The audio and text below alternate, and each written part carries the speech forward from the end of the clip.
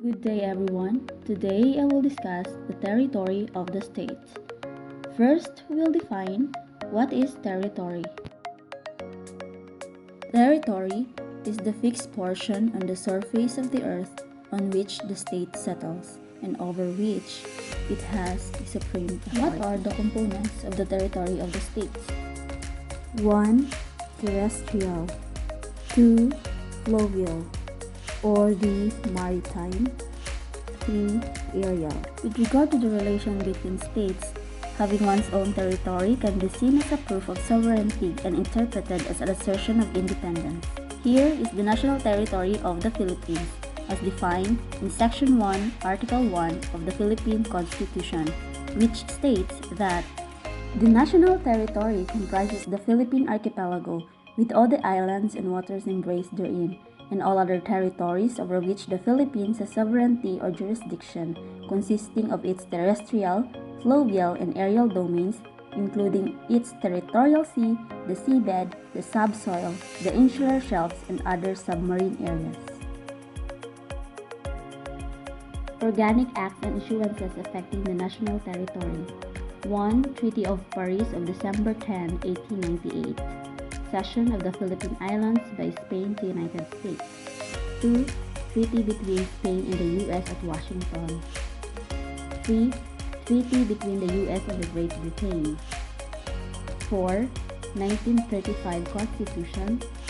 5. 1973 Constitution, which is the territory belonging to the Philippines by historic right or legal title. And 6. PD 1596 on June 11, 1978.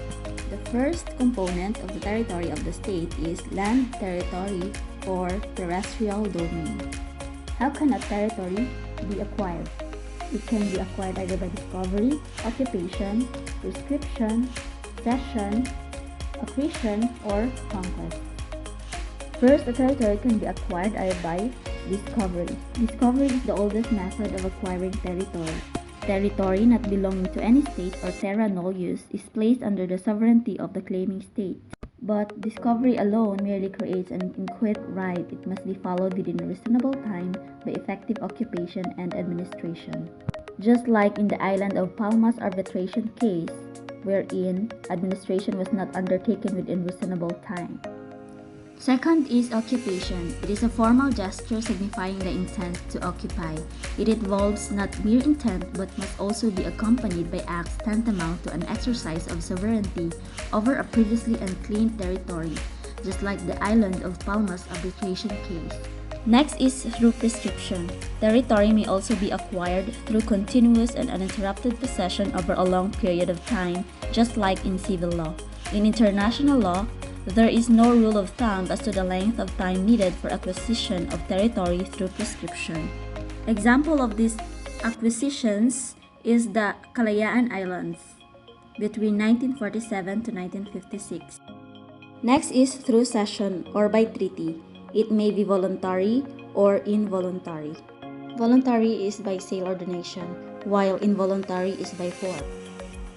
Conquest is no longer recognized inasmuch as the UN Charter prohibits resort to threat or use the force against territorial integrity or political independence of any state. Next is accretion. It is the increase in the land area of the state either through natural means or artificially through human labor. With regard to the sovereignty over territory, current international standards place a premium on effective occupation, consent, and the right to self-determine.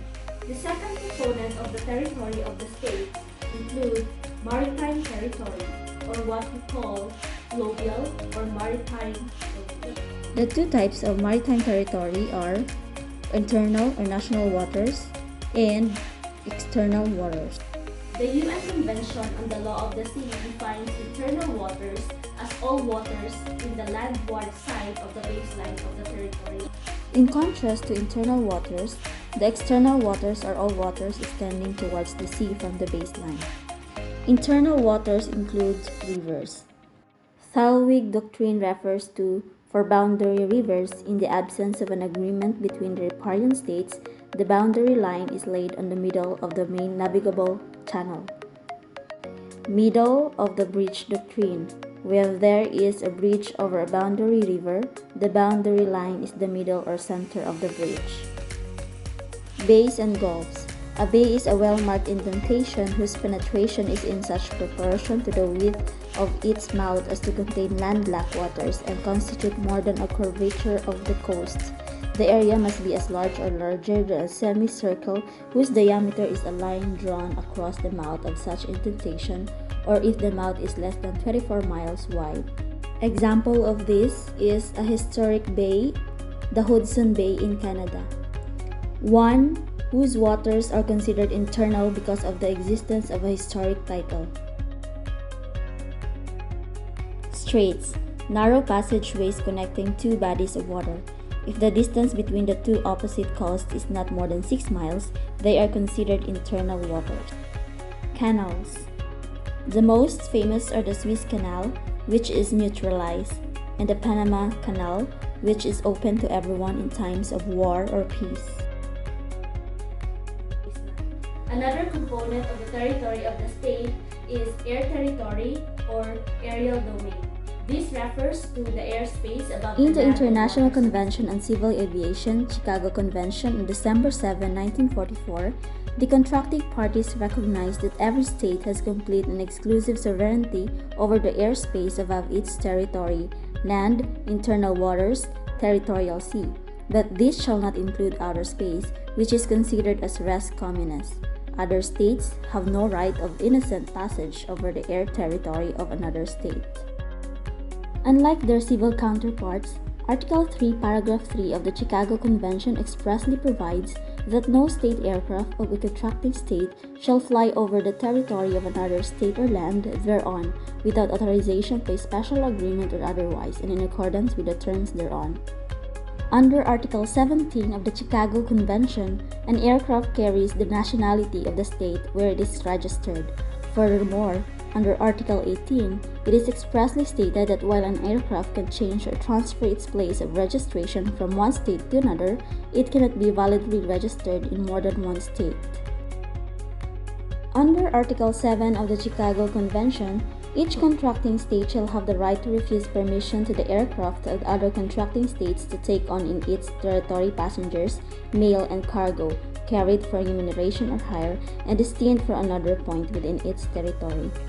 Under Article 29 of the Chicago Convention, every aircraft of a contracting state that is engaged in international navigation must carry the following document: Certificate of Registration, Certificate of Airworthiness, appropriate licenses for each member of the crew, journey logbook, aircraft radio station license if the aircraft is equipped with a radio apparatus, a list of names and places of embarkation and destination in the event that the aircraft is carrying any passengers, and a manifest and detailed declaration of all its cargo in the event that the aircraft is carrying cargo. Although nowhere in the Chicago Conventions are drones stated, Article 8 nevertheless makes reference to aircraft capable of being flown without a pilot. Under the Chicago Convention, no such aircraft capable of being flown without a pilot shall be flown without a pilot over the territory of a contracting state without special authorization. The 5 freedoms of air transportation for scheduled international services includes to fly across the territory without landing, land for non-traffic purposes, land to put down passenger, mail, cargo of flag territory, land to take passenger, mail, and cargo of flag territory, and to put down passenger, mail, and cargo from these territories. The rules governing the high seas apply also to outer space, which is considered as res communis.